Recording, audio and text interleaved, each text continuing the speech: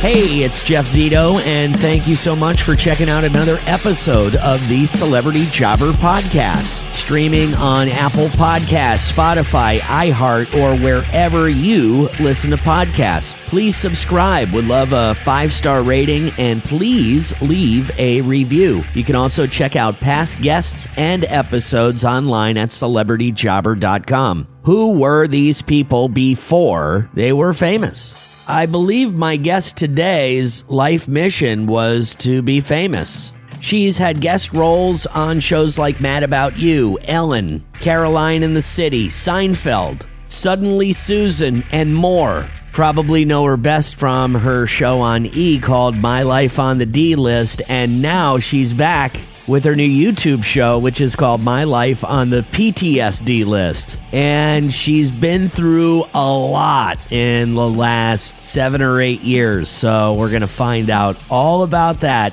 as Kathy Griffin is my guest this week on Celebrity Jobber. The Celebrity Jobber Podcast with Jeff Zito. If you like what you hear, please subscribe, give a 5-star rating, and leave a review. Check out all our past episodes on Apple Podcasts, Spotify, or wherever you pod.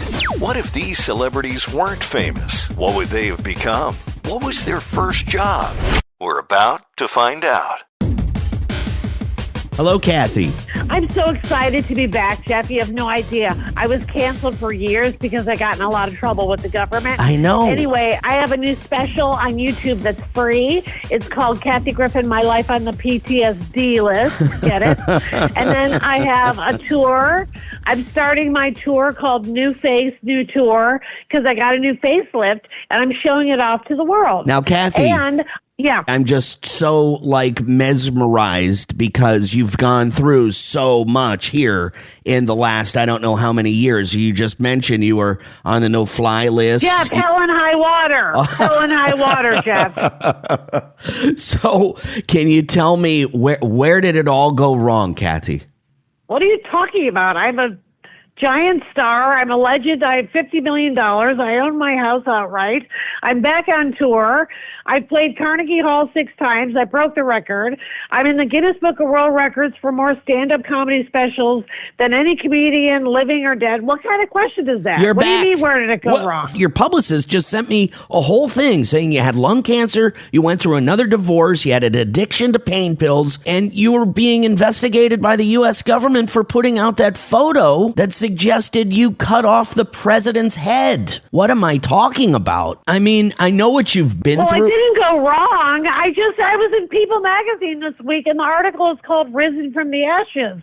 I'm back. I have a YouTube show. I have a YouTube special, and I have a tour. I watched the YouTube. What do you want, Jeff? I watched the YouTube show. I was watching it the other day. All right, let's just back up for a minute. I have a feeling we didn't get off on the right foot here for whatever reason. But I'm coming to Tampa and Lauderdale. When are you coming to Tampa? I'm coming to Tampa February 13th at Ferguson Hall, and I'll be in Lauderdale at the Parker Playhouse February 14th. So that's the Straz. That's a great venue. You're going to love it here. So Florida's been good to me. When you were growing up, was stand-up comedy your main thing? Was that what you always wanted to do? No, you know what I wanted? I wanted to be the best friend on a sitcom. Like when I was growing up, the Mary Tyler Moore Show was the big sitcom, and I wanted to be Rhoda, or if it was I Love Lucy, I wanted to be Ethel. I always thought it would be fun to be the sidekick to the pretty girl. So then I did. Later on, I got on a show with Brooke Shields, and I was on that show for 4 seasons on NBC, and I got to be the funny sidekick. And then I got my very first stand-up comedy special on HBO. Remember back when HBO was like a big deal when they did stand-up comedy specials? I do. It's now HBO Max. And then my stand-up career took off. And then after Suddenly Susan, I got my own show. I had one show on MTV called Kathy's So-Called Reality. Then after my MTV show, I got a show on Bravo called Kathy Griffin, My Life on the PTSD List. And that ran 6 seasons, Emmy nominated every year, and I won 2 Emmys. Wow. And then I kept doing specials, and so I won a Grammy for Best Comedy Album, and I'm one of only 4 women to win the Grammy for Best Comedy Album in the history of the Grammys. The Celebrity Jobber Podcast with Jeff Zito. The Celebrity Jobber Podcast with Jeff Zito. Now, when you grew up in Illinois, you said you wanted to be the best friend on a sitcom. When you were in college, what was your major? Did you major in theater? Did you major in show business? I didn't go to college. I graduated high school and started doing commercials. I had a worker's permit. I wasn't even 16. My first commercial was in Chicago, which is where I'm from, and it was for the Chicago White Sox. Somebody found it and they put it on YouTube, Jeff. It's hilarious because I don't have it. Right. But somebody found it, and I'm a teenager, and I'm in the stands of a White Sox game, and I'm playing their theme song on a kazoo, and that was my first union paying commercial gig. And so I did commercials for years, and then I finally got on a sitcom. But before I got on a sitcom, I did guest spots on Seinfeld, Mad About You, ER, Ellen, which that one wasn't fun. Of all the sitcoms I've been on, when I was on Ellen, it was oh, that one. How come? But the other ones were fun. How comes Ellen wasn't? You know her. She's a pill. She's a pill. She's a pill. You know that expression, a pill? Yeah. My mom used to use that expression. She doesn't get joy. She's joyless. Right. Joyless. Right. But she's talented. She's very talented, so good for her. She's a good house flipper. There's that. Yeah, she moved, so they don't hear much from her anymore. She's flipping houses in England. Were you almost at that level, Kathy? Were you almost so fed up with what was going on here in the United States you considered leaving, or no? Well, I'm going to stay and fight because I have my issues with Trump, and they still continue, as well as many cabinet members. But I'm not holding back. I'll be going for Trump on my new show. I'll be going for him hard. He deserves it. You're not afraid. You're not afraid to do that after the... Are you kidding? I can't be. We can't afford to be afraid. Gay rights are going away daily. They're trying to bring back gay conversion therapy, kiss gay marriage goodbye. They're going to get rid of that with the stroke of a pen. We have a lot to do with the community and civil rights. We should be having no King's Day marches every day. Kathy, you went through your entire background as far as the shows that you've been on, but can you tell me, was there a moment, was there an instant, a big break, if you will, or a moment in time where everything changed for you? Was it an appearance on a show? What was that moment in your life? Probably, there have been several, and they're different sizes. When I finally got a guest spot on a show like Seinfeld, which everybody saw, then all of a sudden people were like, okay, I've seen her. Then when I got a series regular on a show that ran for 4 years, then I was able to do a lot more things and I got a lot more offers. Then when I started getting my own shows, like my MTV show, my Bravo show, where my name is in the title, then that was amazing because I got to be the producer and I got to be the writer and, I got to really spread my wings, especially on My Life on the My Life on the D List. I inspired the special title now, My Life on the PTSD List. But you can still watch My Life on the D List on Peacock. So if you feel like catching up with that one, it ran 6 seasons and that was really fun. And then, having done all these specials and touring all these years is the best. So nothing is better than doing stand-up. It's my favorite out of all the things I do. The Celebrity Jobber Podcast with Jeff Zito. Celebrity Jobber. So it's been a gradual rise. Like the Seinfeld was a big pop, but you say you've had a gradual rise throughout your entire career. Yeah, and then when you get to do a show with your own name in the title, that's probably as good as it gets.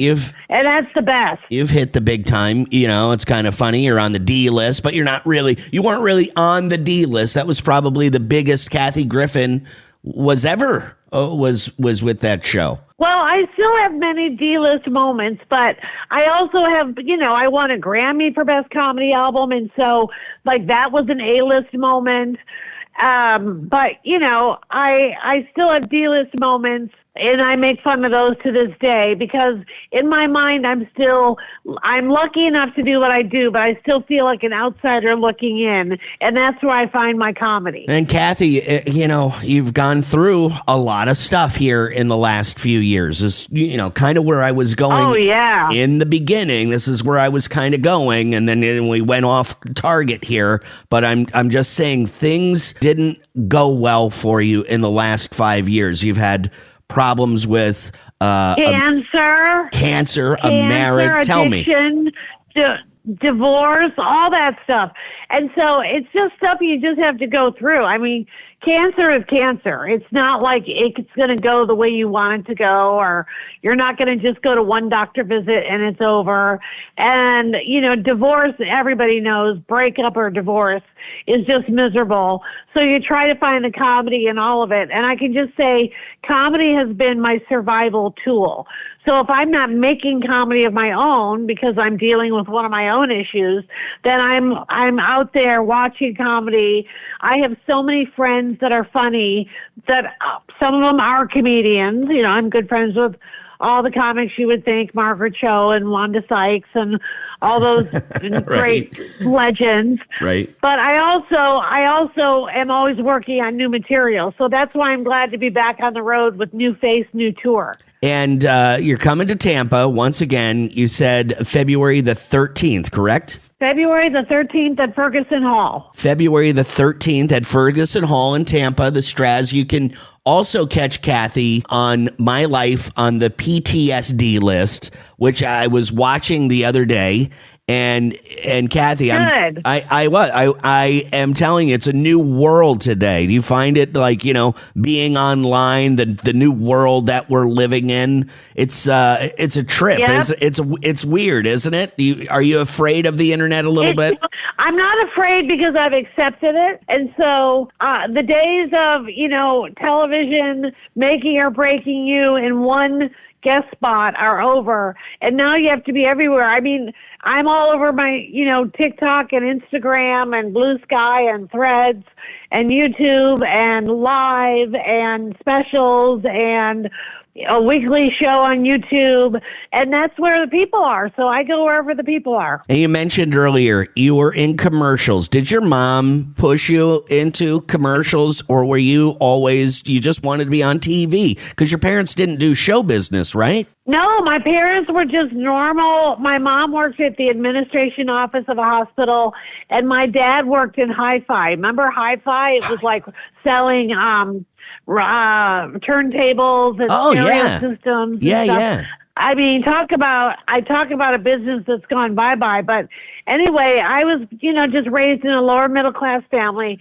but my family was always very interested in showbiz. And so one thing that I really enjoyed about my own career until my parents passed away, although let me tell you, my mom lived to be 99 and my dad lived to be 90. So they were on the show. Life, but they were on the show, right? They were on My Life on the D-List. Yeah. And I'm just going to say, I think they were the stars of My Life on the D-List. I agree. Felt like I was their supporting player. They were so real. And now they were drunk. I'm not going to lie. They were tipsy many of the time. Right. But I embraced it, and they, weren't driving or hurting anybody.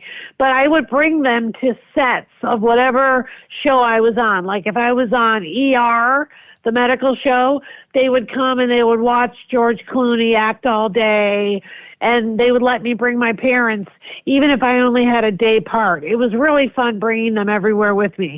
The Celebrity Jobber Podcast with Jeff Zito. Celebrity Jobber. You said your very first job ever in the world was a commercial for the Chicago White Sox. The Chicago White Sox, which in Chicago is such a big deal. And so they hired me to just be a fan in the stands, and I was wearing a Sox cap, and I was playing their theme song, Na Na, Hey Hey. Right. Remember? Na Na Na. Sure, I do, yeah. Hey Hey. But playing it on a kazoo.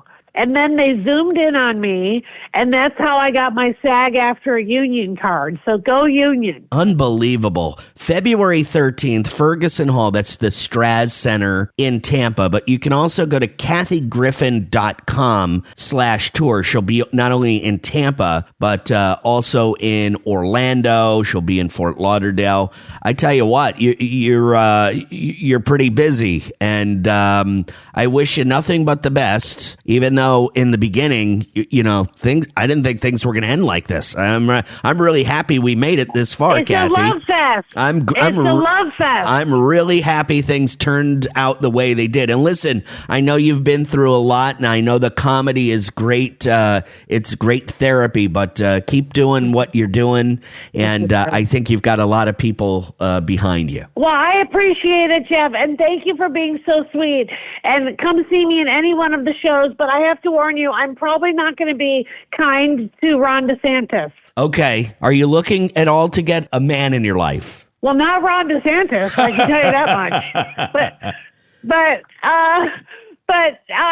no, I'm a swinging single gal. Okay. I want to be the Golden Bachelorette. I'll be the Golden Bachelorette. Okay. Kathy, have a great day. Thanks again. Thanks, Jeff.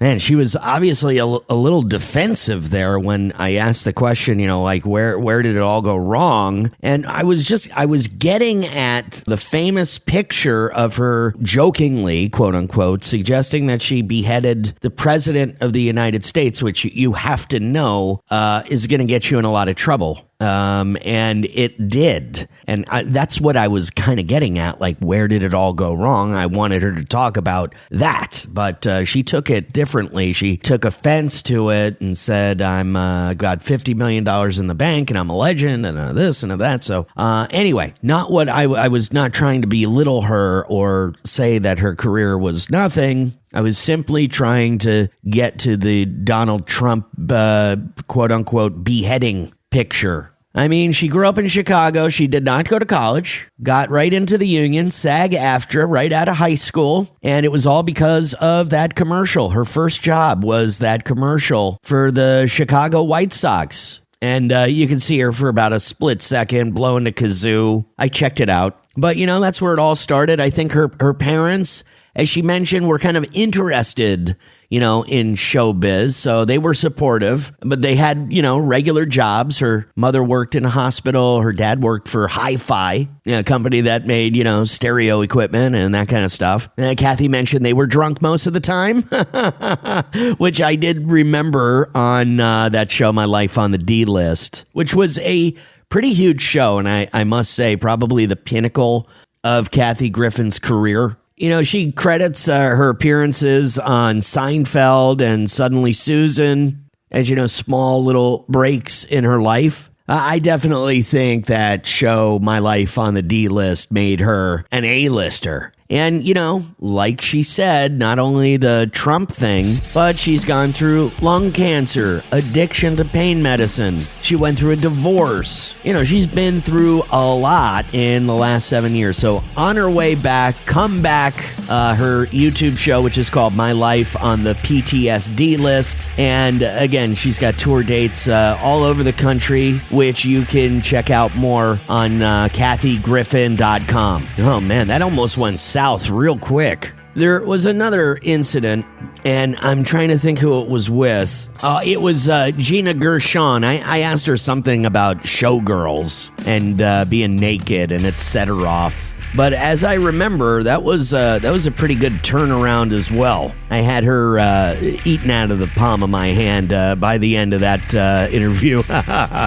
Anyway, thank you so much for checking out another episode of the Celebrity Jobber Podcast. Follow on Instagram, celebrity_jobber_podcast, and our YouTube channel, which is youtube.com/the@celebrityjobber. Streaming on Apple Podcasts, Spotify, iHeart, wherever you listen to podcasts. Please subscribe. Would love a 5-star rating, and of course, please leave a review. And FYI, past guests and episodes you can find online at celebrityjobber.com. Thank you so much for listening once again to the Celebrity Jobber Podcast. And until next week, I'll see you then. I'm Jeff Zito.